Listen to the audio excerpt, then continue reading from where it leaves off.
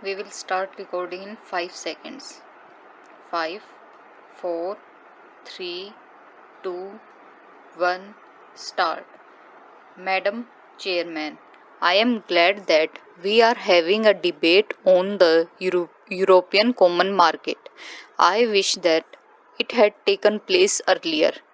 Had Parliament been in session with the Minister of Aviation of the UK visited Delhi, it would have had an opportunity for arming government with its views, thus helping it in formulating the statement, but at any rate indicating to the world at large that Parliament is fully behind the Finance Minister in the statement that it has made. The statement that has been made by the Finance Minister is admirable both in content and in tone. The problem that face as well as of the emergence of the common market of Europe cannot be bypassed. Whether we like it or not, the future is with continental economies, and the emergence of the European Common Market of Europe is one of the steps in this direction. No one can deny the stakes that we have in the matter of entry of the United Kingdom into the common market of the Europe. I have done some research into the actual position of our trade, and I think it would perhaps help the House to estimate the magnitude of the problem that is facing us. We are importing 35% of our imports from Western Europe, including UK. We are exporting about 40% of our goods to this area. We have a large interest in the outcome of UK's entry into the common market and the terms on which she proposes to enter into the common market.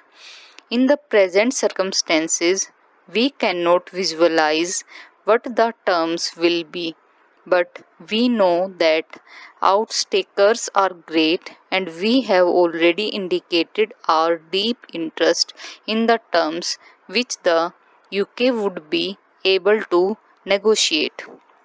But having made our standpoint clear, it would be unbecoming of us to do anything else except to be prepared for all eventualities.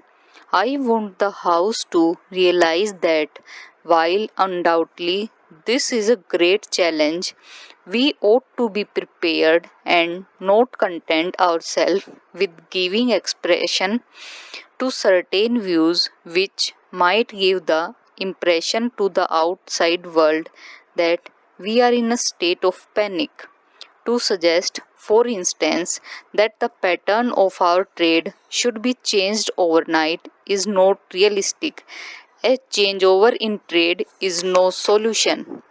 My honorable friend Shri Krishna Reddy pointed out that our balance of payments were more unfavorable with Germany.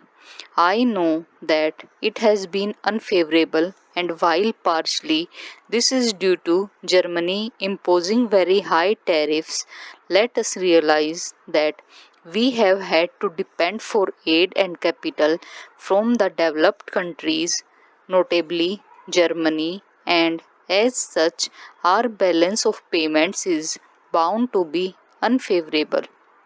It has been recommended by my friend that we ought to think of the pattern of trade being changed so that the Eastern European countries might be our main customers. Before us, the advantages of rupees credit and rupees payment are dangled. I only want to sound a note of caution.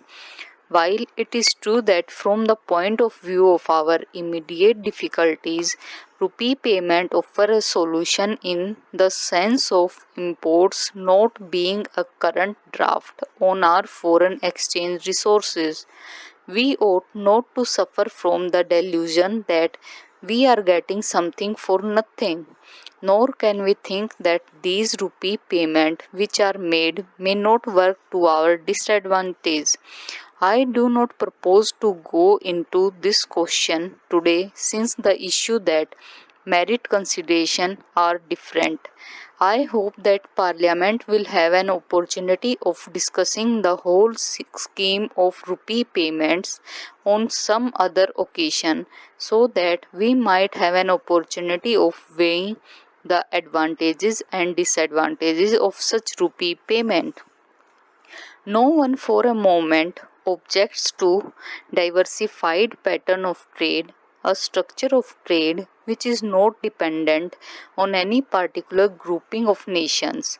We have emphasized to a certain extent that diversified structure of trade. Probably in the future we have to emphasize it even more. But what is the position today?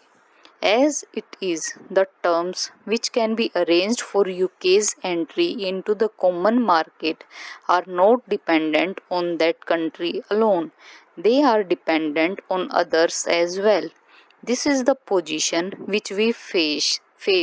We should now find out how best we can align with the situation.